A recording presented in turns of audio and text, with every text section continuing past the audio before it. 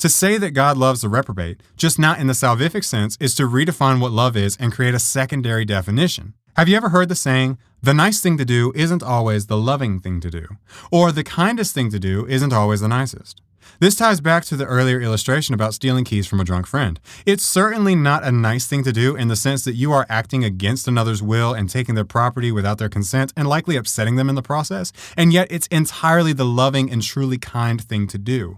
Under Calvinism, God is nice to everyone to a certain extent and only for a time, but he is only truly loving to the elect. To say God is loving to all is to redefine love and treat two separate definitions as interchangeable. And Calvin himself did not shy away from calling the reprobate utterly hateful to God. He said in his book, The Institutes of Christian Religion, Book 3, Chapter 24, Section 17, quote, "The reprobate are hateful to God, and that with perfect justice, since those destitute of his spirit cannot produce anything that does not deserve cursing."